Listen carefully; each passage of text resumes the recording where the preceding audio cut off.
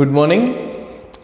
Last લેક્ચરમાં આપણે લેનાર્ડ અને હોલવાસના એક્સપેરિમેન્ટ જોયા, હર્ટ્ઝના એક્સપેરિમેન્ટની ચર્ચા કરી. સૌપ્રથમ હર્ટ્ઝે નોટ કર્યું કે જ્યારે વિદ્યુત ચુંબકીય વિકિરણોનું ઉત્સર્જનનો પ્રયોગ કરતો હતો એ દરમિયાન એણે જોયું કે જો યુવી રેઝને કેથોડ ઉપર આપાત કરવામાં આવે તો જે સ્પાર્ક પ્રોડ્યુસ થતો હતો એની તીવ્રતા વધી જતી હતી, મતલબ કે ઇલેક્ટ્રોનનો જથ્થો વધી જતો હતો, ઋણ વિદ્યુતભારોનો જથ્થો ઉત્પન્ન થતો. એટલે ખબર પડી કે પ્રકાશ આપાત કરતાં, યુવી રેઝ આપાત કરતાં ધાતુની સપાટીમાંથી ઋણ વિદ્યુતભારિત કણો ઉત્સર્જિત થાય છે. ત્યારબાદ આ પ્રયોગ લેનાર્ડ અને હોલવાસ આગળ વધારે છે. લેનાર્ડનું એક્સપેરિમેન્ટલ એરેન્જમેન્ટ કેવું હતું? તો એણે એક વિદ્યુત વિભાર નળી ડિસ્ચાર્જ ટ્યુબ લીધી હતી. ડિસ્ચાર્જ ટ્યુબની અંદર બે ધાતુની તકતીઓ સામસામી ગોઠવી, એક તકતીને ઋણ વિભવે, બીજી તકતીને ધન વિભવે રાખી. ઋણ વિભવે જે તકતી હતી કેથોડ હતી, કેથોડની ઉપર એક ક્વાર્ટઝ વિન્ડો બનાવી અને ક્વાર્ટઝ વિન્ડોમાંથી યુવી રેઝને કેથોડ ઉપર આપાત કર્યા, જે ધાતુની સ્વચ્છ કરેલી સપાટી હતી એની ઉપર.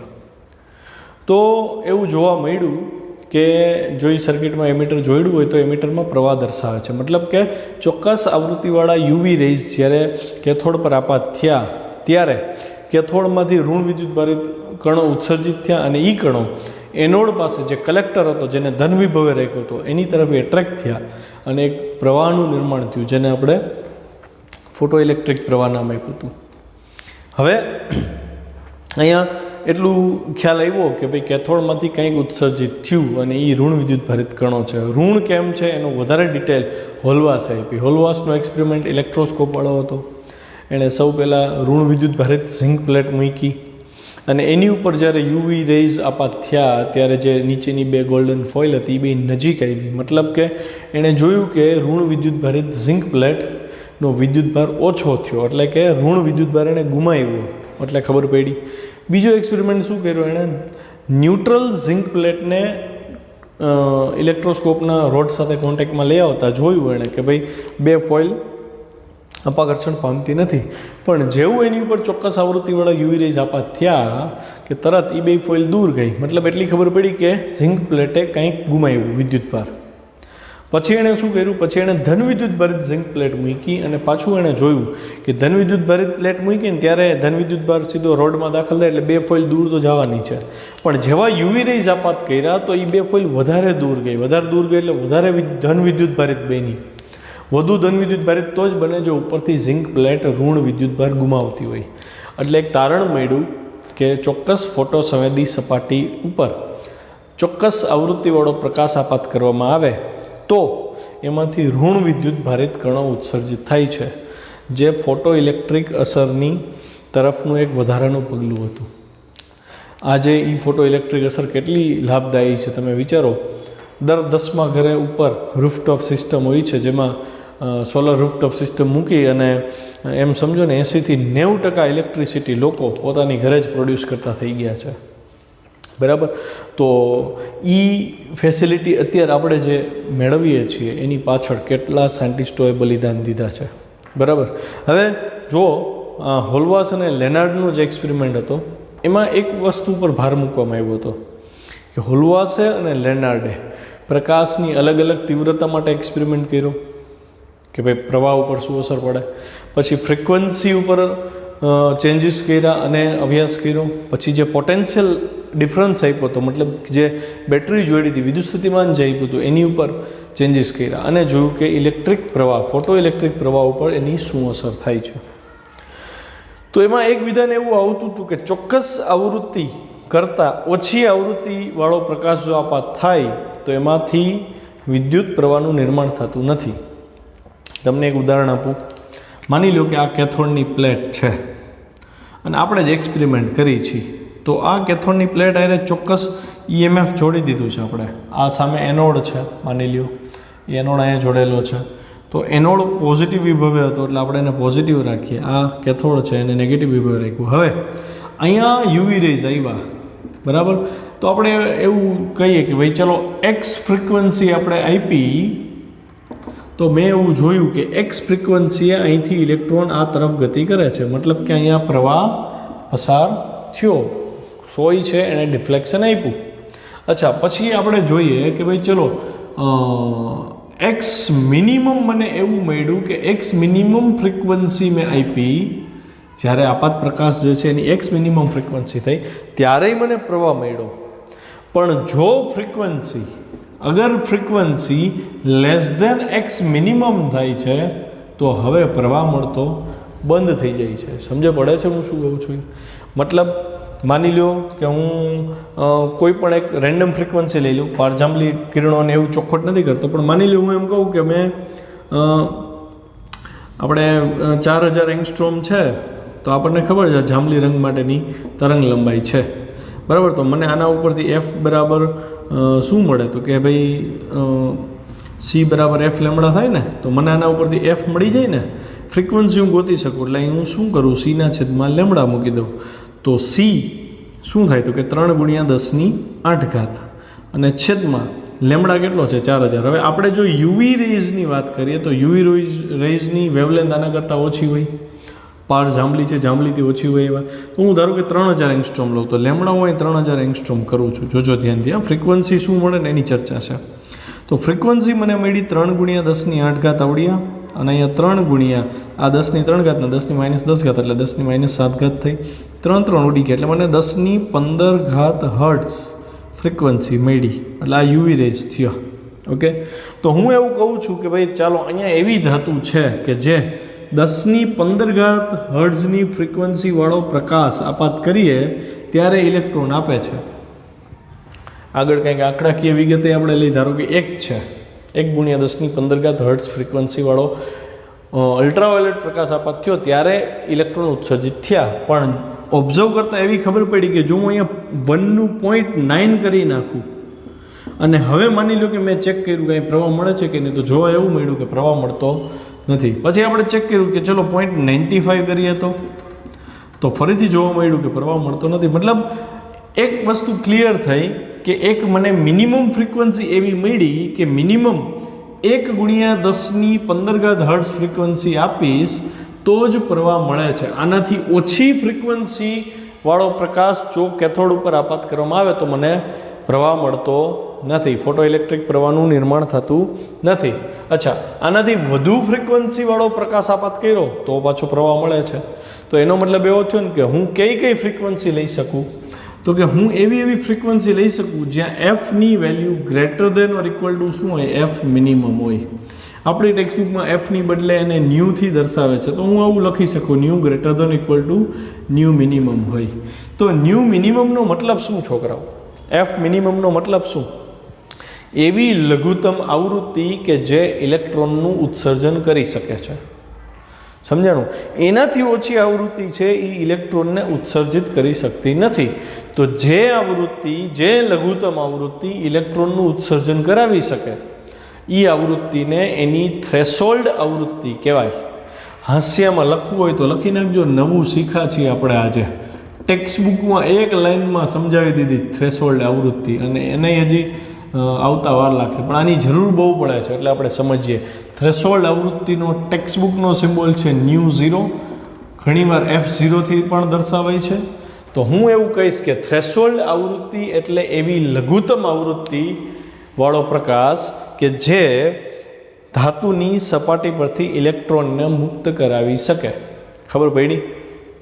અચ્છા, તો અલગ અલગ ધાતુ માટે થ્રેશોલ્ડ આવૃત્તિ અલગ અલગ હોય છે. ફરીથી હાસ્યમાં લખો જોઈએ. થ્રેશોલ્ડ આવૃત્તિ એટલે એવી લઘુત્તમ આવૃત્તિ પ્રકાશની કે જે ધાતુની સપાટી પરથી ઇલેક્ટ્રોનને મુક્ત કરી શકે. એ થ્રેશોલ્ડ આવૃત્તિ થઈ. બરાબર? તો જેમ વર્ક ફંક્શન ભણ્યા હતા ને કે એવી લઘુત્તમ ઉર્જા કે જે ઉર્જા ઇલેક્ટ્રોનને બહાર મોકલી શકે એને વર્ક ફંક્શન કહેવાય. સેમ વે આ થ્રેશોલ્ડ ફ્રિકવન્સીથી એવી આવૃત્તિવાળો, લઘુત્તમ આવૃત્તિવાળો પ્રકાશ કે જે ઇલેક્ટ્રોનને બહાર નીકળવા પૂરી એનર્જી આપે છે, તો એ આવૃત્તિને થ્રેશોલ્ડ આવૃત્તિ કહેવાય. આપણે આખો એક ક્વેશ્ચન એનો બનાવી નાખ્યો છે. ટેક્સ્ટબુકમાં ડિટેલમાં નથી, પણ આપણે ડિટેલ લેવી પડશે. આજ નહીં તો કાલે આવવાનું જ છે પાછું, એટલે અત્યારે શીખી લઈ. પહેલાં જ જુઓ, થ્રેશોલ્ડ આવૃત્તિની વ્યાખ્યા લખો અને તે શાના પર આધાર રાખે છે સમજાવો. થ્રેશોલ્ડ વ્યાખ્યા, થ્રેશોલ્ડ આવૃત્તિની વ્યાખ્યા: આપેલ ધાતુમાંથી ફોટો ઇલેક્ટ્રોનનું ઉત્સર્જન કરવા માટે આપાત પ્રકાશની આવૃત્તિનું મૂલ્ય અમુક લઘુત્તમ હોય કે તેના કરતાં વધુ હોવું જોઈએ. એટલે કે ધાતુની સપાટીમાંથી ઇલેક્ટ્રોન ઉત્સર્જિત કરવા માટે આપણે આપાત કરી છીએ પ્રકાશને, તો એ પ્રકાશની આવૃત્તિ ચોક્કસ લઘુત્તમ કિંમતવાળી હોવી જોઈએ અથવા તો એનાથી વધારે હોવી જોઈએ. લઘુત્તમ આવૃત્તિ કરતાં પાછું ઓછું હોવું જોઈએ નહીં. એટલે કે કાં તો એફ મિનિમમ હોવું જોઈએ કાં એફ મિનિમમથી વધારે હોવું જોઈએ. જો એવું થાય તો જ એમાંથી ઇલેક્ટ્રોનનું ઉત્સર્જન થાય. તો જે લઘુત્તમ આવૃત્તિ છે એને જો મેં રેડ અક્ષરથી લખ્યું થ્રેશોલ્ડ આવૃત્તિ અથવા કટ ઓફ આવૃત્તિ કહેવાય. થ્રેશોલ્ડ અને કટ ઓફ બે પર્યાયી શબ્દો છે. થ્રેશોલ્ડ આવૃત્તિ અને કટ ઓફ આવૃત્તિ કહેવાય. થ્રેશોલ્ડ આવૃત્તિનો આધાર ધાતુની જાત પર છે. જેમ ધાતુ બદલશે એમ થ્રેશોલ્ડ આવૃત્તિનું મૂલ્ય એના માટે બદલશે. એ આપણે આગળ શીખશું. બરાબર. મોટા ભાગની ધાતુઓ જેમ કે ઝિંક, કેડમિયમ, મેગ્નેશિયમ માટે થ્રેશોલ્ડ આવૃત્તિના મૂલ્યો ટૂંકી આવૃત્તિવાળા પારજાંબલી વિભાગમાં મળે છે. મતલબ એવો થયો કે ઝિંક છે, કેડમિયમ છે કે મેગ્નેશિયમ છે, એની ઉપર યુવી રેઝ આપાત કરો. યુવી રેઝની આવૃત્તિ છે એ એની થ્રેશોલ્ડ આવૃત્તિ છે. જો એની ઉપર આપાત કરશો તો જ ઇલેક્ટ્રોન ઉત્સર્જિત કરી શકે. થ્રેશોલ્ડ આવૃત્તિ એની કયા ભાગમાં એવી? પારજાંબલી ભાગમાં. આનાથી ઓછી આવૃત્તિમાં અગર તમે જાશો તો શું થશે પરિસ્થિતિ? આનાથી ઓછી આવૃત્તિ એટલે કયા તરંગો થાય ખબર છે? આનાથી ઓછી આવૃત્તિ અને આપણને ખબર છે આવૃત્તિની તરંગ લંબાઈ વ્યસ્ત ચલનમાં હોય. તો આનાથી ઓછી આવૃત્તિ એટલે આનાથી વધુ તરંગ લંબાઈ, આનાથી વધુ તરંગ લંબાઈ એટલે દ્રશ્ય પ્રકાશ થયા. તો હું એવું કહી શકું કે દ્રશ્ય પ્રકાશ છે એની આવૃત્તિ ઝિંક, કેડમિયમ અને મેગ્નેશિયમ માટે થ્રેશોલ્ડ આવૃત્તિથી નીચેની કિંમત ધારણ કરે. એટલે એને લીધે આમાંથી ઇલેક્ટ્રોન ઉત્સર્જિત થાય નહીં. દ્રશ્ય પ્રકાશ છે, પારક કિરણો છે, એ આમાંથી ઇલેક્ટ્રોન ઉત્સર્જિત કરી શકે નહીં, કેમ કે એની આવૃત્તિ આના કરતાં ઓછી છે પારજાંબલી કરતાં. એ તો ખબર પડે ને કે ભાઈ તરંગ લંબાઈ છે એ વધતા ક્રમમાં આવે. પારજાંબલી, દ્રશ્ય પ્રકાશ, પારરક્ત, તો ફ્રિકવન્સીનું ઉલટું થઈ જાય. સૌથી ઓછી ફ્રિકવન્સી કોની? પારરક્તની. પછી ઓછી ફ્રિકવન્સી કોની? એનાથી નહીં ઓછી દ્રશ્યની. એનાથી નહીં ઓછી કોની? હું ખોટું બોલ્યો, ભૂલ થઈ ગઈ. ફ્રિકવન્સી જે છે એ કેવી રીતે થશે? તો પારરક્તની તરંગ લંબાઈ સૌથી વધારે હતી એટલે એની ફ્રિકવન્સી સૌથી ઓછી થશે. પછી એનાથી થોડીક વધારે દ્રશ્ય પ્રકાશની, એનાથી વધારે કોની? પારજાંબલીની. એનો મતલબ પારજાંબલીની ફ્રિકવન્સી સૌથી વધારે થાય.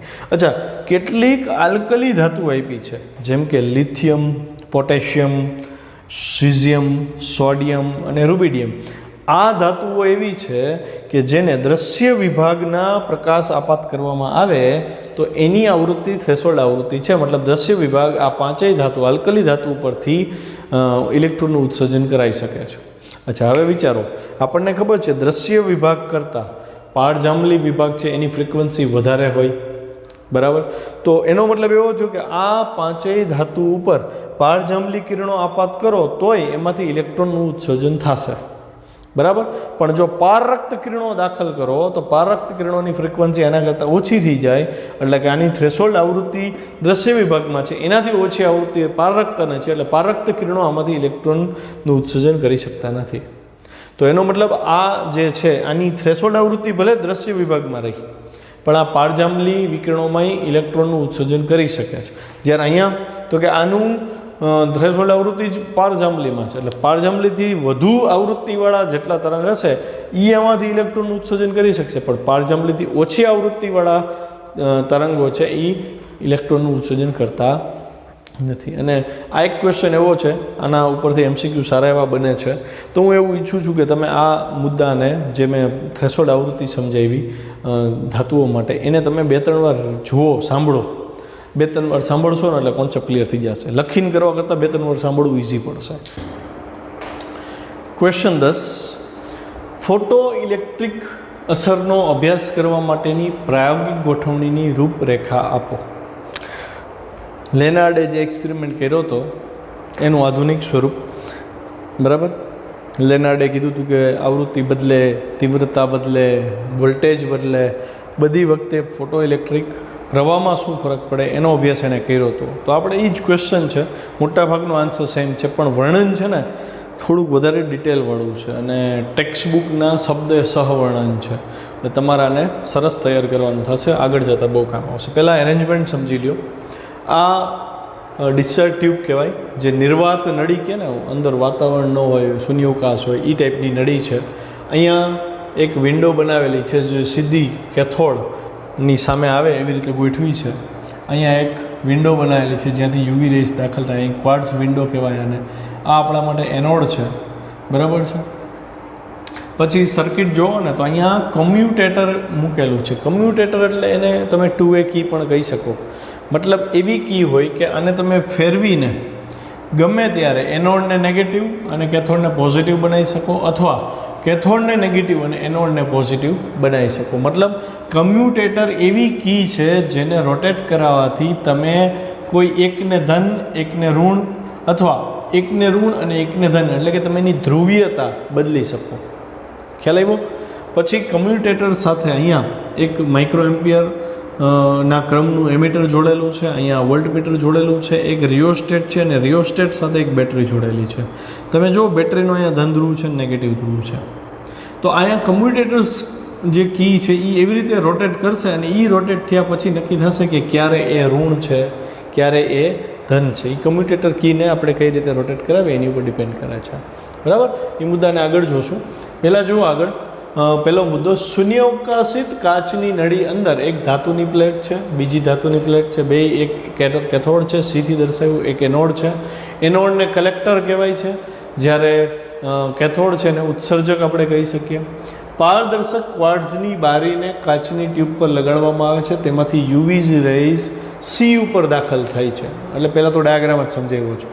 પૂરતી ઓછી તરંગ લંબાઈવાળા, પૂરતી ઓછી તરંગ લંબાઈ એટલે પૂરતી ઓછી તરંગ લંબાઈ એટલે એનો મતલબ કે અહીંયા આવૃત્તિને બાંધી લીધી છે, કે ચોક્કસ આવૃત્તિવાળા પ્રકાશની વાત કરી છે. પછી કાઉન્સમાં લખ્યું જો યુવી રેઝ, પૂરતી ઓછી તરંગ લંબાઈ, દ્રશ્ય પ્રકાશથી તરંગ લંબાઈ ઓછી થઈ. પૂરતી વર્ડ એટલે છે કેમ કે તમારે આવૃત્તિને બાંધીને હાલવાનું છે, ગમે આવૃત્તિ ન હાલે. ચોક્કસ આવૃત્તિવાળા યુવી રેઝ, એમાંય એકરંગી પ્રકાશ, એટલે ઝાઝી બધી આવૃત્તિઓ મિક્સ ન હોવી જોઈએ.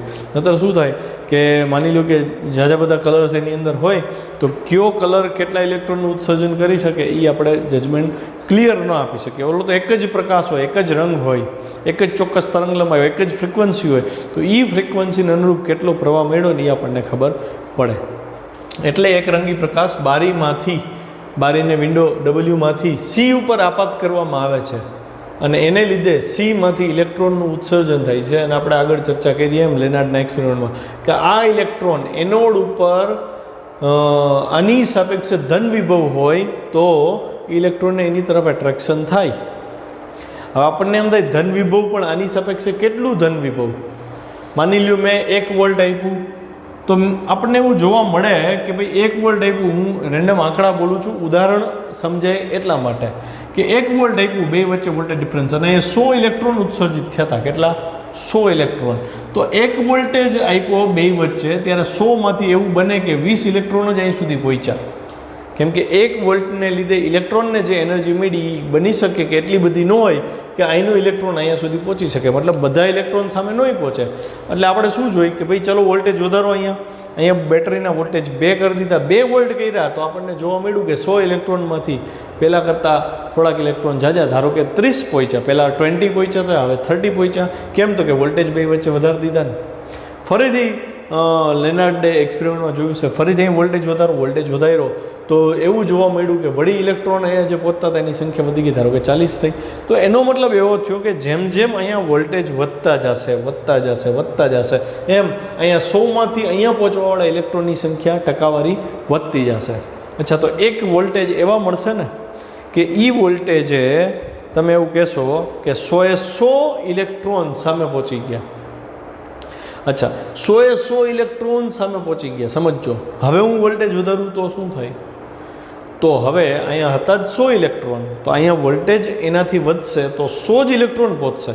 મતલબ આપણને એટલી વસ્તુની સ્પષ્ટતા થઈ કે જેમ જેમ વોલ્ટેજ વધતા જાય છે એમ સામે એનોડ ઉપર પહોંચતા ઇલેક્ટ્રોનની સંખ્યા વધતી જોવા મળે છે. પણ એક વોલ્ટેજ આપણને એવા મળશે કે ત્યાં આપણને 100% ઇલેક્ટ્રોન સામે પહોંચી ગયાની માહિતી મળશે. કેમ ખબર પડે? તો કે એનાથી વધારે વોલ્ટેજ લેશો ને તોય ઇલેક્ટ્રોનની સંખ્યા વધતી નથી. તો ઇલેક્ટ્રોનની સંખ્યા ક્યાંથી ખબર પડે? અહીંથી માઇક્રો એમીટર છે ને, જે અહીંયા પ્રવાહ વધતો અટકી જશે. મતલબ ચોક્કસ વોલ્ટેજ સુધી તમે વધારતા જશો વોલ્ટેજ બેટરીના, ત્યાં સુધી આનો પ્રવાહ વધતો જશે. એક વોલ્ટેજ એવા મળશે કે અહીંયા પ્રવાહ વધતો અટકી જશે. બરાબર છે? તો આપણે એને આગળ જતાં ચર્ચામાં લેશું. તો મને એટલી ખબર પડી કે વોલ્ટેજ છે ને એ મહત્ત્વનો ભાગ ભજવે છે.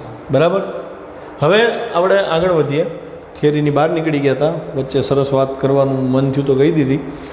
જુઓ ધ્યાનથી, આથી પ્લેટ સીમાંથી ક્યારે, તો કે યુવી રેઝ ચોક્કસ તરંગલંબાઈવાળા આવ્યા એટલે સીમાંથી ઇલેક્ટ્રોન્સ ઉત્સર્જિત થાય છે, અને જે સીની સાપેક્ષે ઊંચા ધન વિભવે રહેલા એનોડ એ એટલે કે કલેક્ટર દ્વારા આકર્ષાય છે અને નળીમાં ઇલેક્ટ્રોનનું વહન ચાલુ થાય છે. મેં અહીં શોર્ટ મુદ્દા લખ્યા છે, તમારે આ થિયરી છે ને PDF ફાઇલમાંથી લખવી, એમાં આખા મુદ્દા છે. બરાબર. સી અને એ વચ્ચે વિદ્યુત સ્થિતિમાનનો તફાવત બેટરી વડે જાળવી રખાય છે અને બદલી પણ શકાય. જો મેં કીધું ને આ બે વચ્ચે જે વોલ્ટેજ ડિફરન્સ છે એ બેટરી નક્કી કરે છે અને એ બદલી પણ શકાય છે, આગળ જતાં બદલશે. પ્લેટ સી અને એની ધ્રુવીયતા એટલે કોણ ધન બનશે કોણ ઋણ બનશે કોણ નક્કી કરે? કમ્યુટેટર. જો તમારે બધા ઇલેક્ટ્રોન અહીં પહોંચાડો તો આને ઋણ બનાવશો. સમજાય? હવે ઇમેજિન કરો, મેં આને ધન બનાવી દીધું તો શું થાય? તો હું એવું કહું ને કે આમાંથી 100 ઇલેક્ટ્રોન નીકળતા હતા, આને હું ધન બનાવી દઉં તો એવું બને કે 100 ઇલેક્ટ્રોનમાંથી અમુક ઇલેક્ટ્રોન એટલી તાકાત લઈને બહાર નીકળ્યા હોય, એટલી ગતિ ઉર્જા લઈને બહાર નીકળ્યા હોય કે અહીં પહોંચી જશે.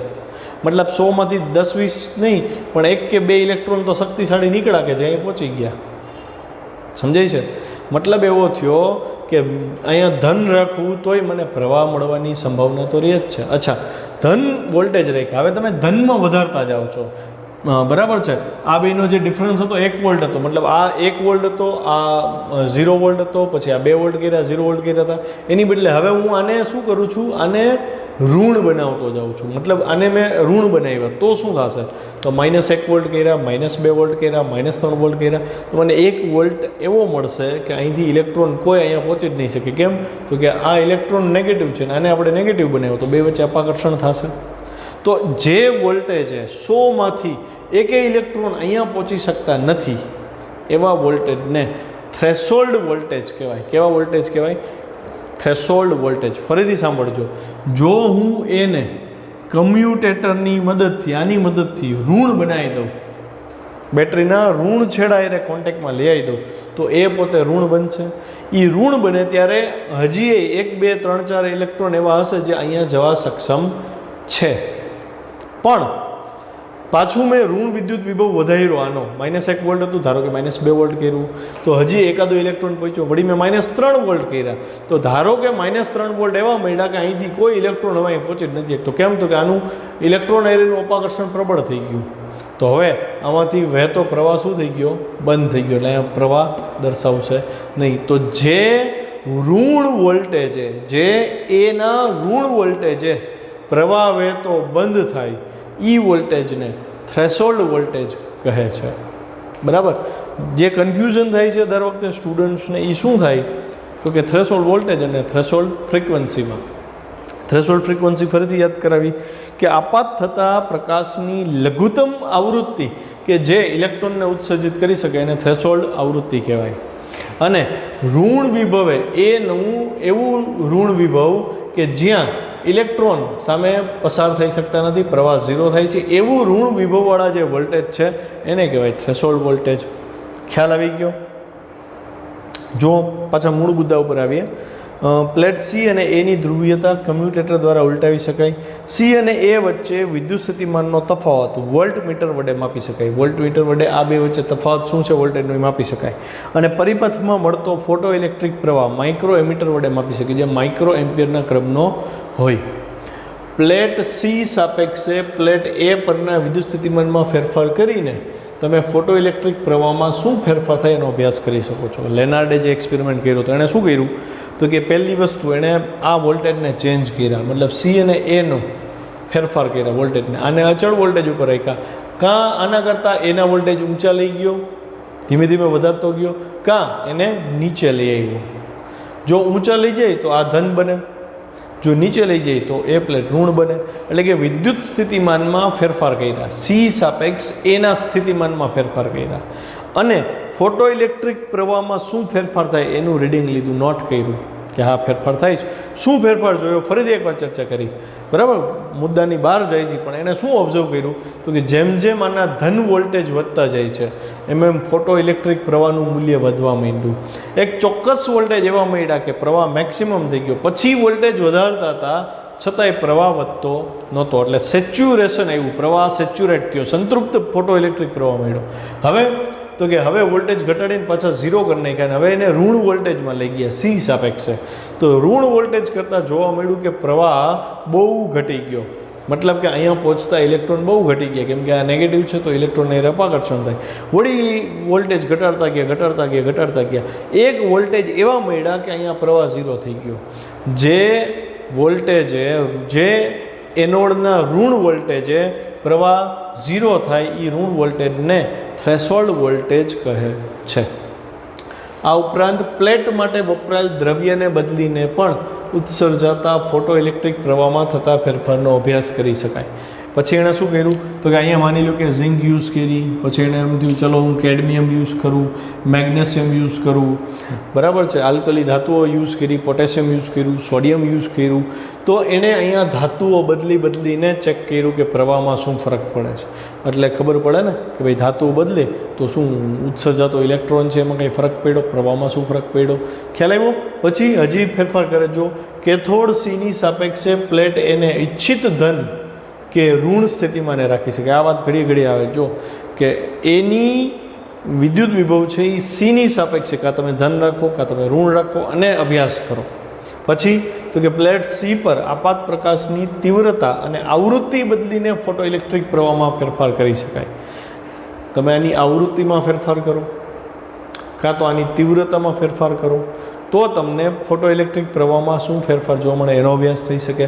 જો આવૃત્તિ કેમ બદલવી, આની ઉપર આપાત થતા પ્રકાશની આવૃત્તિ કેમ બદલવી, તો કે પ્લેટ સી પર આપાત થતા પ્રકાશના માર્ગમાં ચોક્કસ રંગના ફિલ્ટર મૂકી દો કે રંગીન કાચ મૂકી દો. માની લો સૂર્યપ્રકાશમાંથી કિરણો આવે છે અને તમે એક ફિલ્ટર મૂકી દીધું. એ ફિલ્ટર કેવું છે તો માની લો કે એમાંથી ખાલી યલો કલર જ પસાર થઈ શકે છે, યલો રંગ જ પસાર થઈ શકે. તો યલો રંગનું ફિલ્ટર થયું તો એ હવે યલો રંગના કિરણો જ અહીંયાથી દાખલ થશે, એટલે તમારી વેવલેન્થ ફિક્સ થઈ ગઈ, ફ્રિકવન્સી ફિક્સ થઈ ગઈ.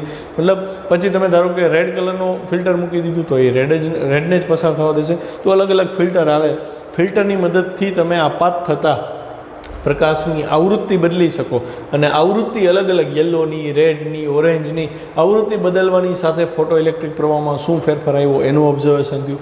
પછી એમ થયું ચલો આની તીવ્રતા કેમ બદલવી, તો કે તીવ્રતા બદલવા માટે અહીંયા જે સોર્સ રાખ્યો હતો, બરાબર, પ્રકાશ જ્યાંથી આવતો હતો, માની લો સૂર્ય છે એની બદલે બીજો કોઈ લેમ્પ લઈ લીધો હોય તો સોર્સનું અંતર વધારી દઈએ. આપણે 10th ચેપ્ટરમાં જોયું હતું વેવ ઓપ્ટિક્સમાં કે ગોળાકાર તરંગ અગ્ર માટે તીવ્રતા આઈ ચલે છે 1/r² હતું. જેમ દૂર જાય ને એમ તીવ્રતા ઘટે. મતલબ કે એણે તીવ્રતા વધઘટ કરવા માટે શું કર્યું હતું કે સોર્સને અને સીને બે વચ્ચેના અંતરમાં ફેરફાર કર્યા, એટલે તીવ્રતામાં વધઘટ થાય. અને તીવ્રતામાં વધઘટ કરી અને અહીંયા શું પ્રવાહમાં ફેરફાર નોટ થાય છે, ચેન્જ થાય છે એની નોંધ કરી. જો પ્રકાશના ઉદ્ગમ અને પ્લેટ સી વચ્ચેનું અંતર બદલીને આપાત પ્રકાશની તીવ્રતા બદલીને ફોટો ઇલેક્ટ્રિક પ્રવાહના મૂલ્યમાં થતો ફેરફાર એણે જોયો. ઓકે, અહીંયા ક્વેશ્ચન પૂરો કરીએ. ક્વેશ્ચન 11, ફોટો ઇલેક્ટ્રિક અસરના પ્રયોગમાં આપાત પ્રકાશની તીવ્રતાની ફોટો ઇલેક્ટ્રિક પ્રવાહ પર અસર સમજાવો. મતલબ પ્રકાશની તીવ્રતા બદલે ત્યારે ફોટો ઇલેક્ટ્રિક પ્રવાહ ઉપર શું અસર થાય એનો ઉલ્લેખ કર્યો છે. તો આમાં તો જો તીવ્રતાનો પ્રવાહ સાથે સંબંધ જોયો છે તો શું કરવું પડે, તો આપણે જે આગળનો ક્વેશ્ચન શીખ્યા છે વિદ્યુત વિભાર નળી જોઈ, નિર્વાત નળી જે જોઈએ આપણે ડિસ્ચાર્જ ટ્યુબ, એમાં આપણે કંઈક વસ્તુઓ અચળ કરવી પડે. શું અચળ કરશું એ તમને સમજાય. તો એક તો પ્રકાશની આવૃત્તિ અચળ કરી દઈ, પછી તો કે એ અને સી વચ્ચે જે વોલ્ટેજ એપ્લાય કર્યા હતા એને અચળ કરી દઈએ, એને પ્રવેગક વોલ્ટેજ પણ કહેવાય છે, બરાબર છે. પછી તો કે હવે તમે તીવ્રતામાં ફેરફાર કરો અને માર્ક કરો કે પ્રવાહમાં શું ફેરફાર આવ્યા, એટલે આપણને ખબર પડે કે તીવ્રતા વધે તો પ્રવાહ વધે છે કે ઘટે છે. પ્રાયોગિક અભ્યાસ એવું દર્શાવે છે કે તીવ્રતામાં વધારા સાથે પ્રવાહમાં રેખીય રીતે વધારો થાય છે, મતલબ કે ગ્રાફ સુરેખ મળે છે. જેમ જેમ તીવ્રતા વધે છે એમ પ્રવાહનું મૂલ્ય વધે છે. જો સૌથી પહેલાં શરૂઆત શું કરી તો કે ઉત્સર્જક એટલે કે કેથોડ જે આપણો હતો ને ટ્યુબનો, એ કેથોડની સાપેક્ષે કલેક્ટરને આપણે એનોડ ઉપર રાખવાનું, મતલબ ધન વિભવ ઉપર રાખવાનું એનોડને. ધન સ્થિતિમાને રાખ્યા. તેથી શું થશે? કેથોડમાંથી ઉત્સર્જાતા બધા ઇલેક્ટ્રોન સામે એનોડ સુધી પહોંચવાની ટ્રાય કરશે. પછી આપણે વોલ્ટેજ તો અચળ રાખવાના છે, તીવ્રતામાં ફેરફાર કરશે. ઓકે, એટલે કલેક્ટર એ તરફ આકર્ષાય. હવે આપાત પ્રકાશની આવૃત્તિ અને પ્રવેગક સ્થિતિમાન એટલે બેટરી જે જોઈ હતી એ બેને આપણે અચળ કરી નાખ્યા અને પ્રકાશની તીવ્રતા બદલવામાં આવી. પ્રકાશની તીવ્રતા બદલતી વખતે દર વખતે ફોટો ઇલેક્ટ્રિક પ્રવાહનું રીડિંગ લેતા જવાનું કે ભાઈ તીવ્રતા આટલી છે તો રીડિંગ આટલું છે, તીવ્રતા આટલી રીડિંગ એટલું, એવા 7-8 રીડિંગ લીધા.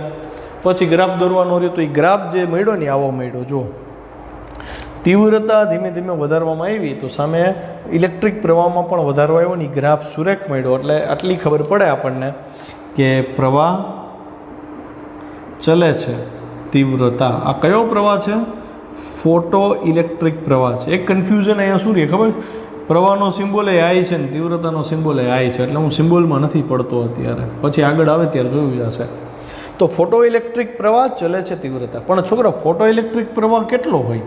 તો હું આવું લખી શકું કે ફોટો ઇલેક્ટ્રિક પ્રવાહ ચલે છે 1 સેકન્ડમાં ઉત્સર્જાતા ઇલેક્ટ્રોનની સંખ્યા લખી જ શકાય ને. કેમ? તો કે ફોટો ઇલેક્ટ્રિક પ્રવાહ ધારો કે હું સ્મોલ આઈ કહી દઉં તો આઈ બરાબર આપણને ખબર છે Q/T થાય. ટી બરાબર હું 1 સેકન્ડ કહી દઉં ને 1 સેકન્ડમાં ઉત્સર્જતા ઇલેક્ટ્રોનની સંખ્યા એટલે n × E થયા. તો હું સંખ્યાના સમપ્રમાણમાં છે, આઈ ચલે છે n છે પર સેકન્ડ એવું કહી જ શકું ને. તો એનો મતલબ એવો થયો ને છોકરાઓ કે ફોટો ઇલેક્ટ્રિક પ્રવાહ ચલે છે તીવ્રતા, ફોટો ઇલેક્ટ્રિક પ્રવાહ ચલે છે 1 સેકન્ડમાં ઉત્સર્જતા ઇલેક્ટ્રોનની સંખ્યા. તો 1 સેકન્ડમાં ઉત્સર્જાતા ઇલેક્ટ્રોનની સંખ્યા ચલે છે પ્રકાશની તીવ્રતા થાય ને, ઇનડાયરેક્ટલી સાબિત છે. એનો મતલબ જેમ તીવ્રતા વધશે, જેમ આકૃતિ તો વહી ગઈ, જેમ તીવ્રતા એમાં વધતી હતી એમ જોવા એવું મળ્યું કે ઉત્સર્જતા ઇલેક્ટ્રોનની સંખ્યા વધવા માંડી. એના લીધે ફોટો ઇલેક્ટ્રિક પ્રવાહનું મૂલ્ય પણ વધ્યું. જો ફોટો ઇલેક્ટ્રિક પ્રવાહ વિરુદ્ધ પ્રકાશની તીવ્રતાનો આલેખ આકૃતિમાં દર્શાવ્યા મુજબનો મળે છે. અને ફોટો ઇલેક્ટ્રિક પ્રવાહ 1 સેકન્ડમાં ઉત્સર્જાતા ફોટો ઇલેક્ટ્રોનની સંખ્યાના સમપ્રમાણમાં હોય, આ જે મેં લખ્યું એ. તેથી કહી શકાય કે 1 સેકન્ડમાં ઉત્સર્જાયેલા ઇલેક્ટ્રોનની સંખ્યા આપાત પ્રકાશની તીવ્રતાના સમપ્રમાણમાં હોય છે. હવે લેક્ચર તો પૂરો કરીએ અહીંયા, પણ આ 3 ક્વેશ્ચન આજે જે ભણ્યા એ ક્વેશ્ચન આવડશે તો જ આગળના ક્વેશ્ચનમાં ખબર પડશે. બરાબર છે? તીવ્રતા અને ઉત્સર્જતા ઇલેક્ટ્રોનની સંખ્યાનો સંબંધ ખ્યાલ હશે તો જ આગળના સંબંધ સારી રીતે કરી શકશે. તો આજના ટોપિકને બહુ વ્યવસ્થિત રીતે તૈયાર કરજો.